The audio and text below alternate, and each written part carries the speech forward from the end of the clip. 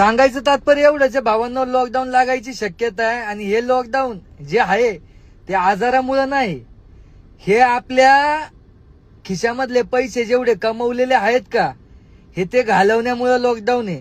तर सर्वांनी खरंच सांगतो, घरामध्ये तुमच्या तेलाचा डबा जे तुम्ही 15 ते 20 लिटरचा डब्बा जो 16 ते 2000 मध्ये घेत होते, आज तोच 15 ते 20 लिटरचा डब्बा आहे ना, तो 15 ते 20,000चा होणार आहे. ते कधी? फक्त 20 दिवसामध्ये.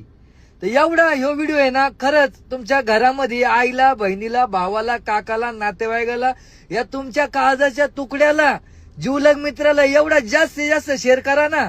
आणि खरंच इस्रायल, अमेरिका, इकडे तिकडे जे बॉम्बचं हे चालू आहे ना, हे खास त्याच्यामुळे आपल्याला महाराष्ट्रामध्ये इफेक्ट पडणार आहे.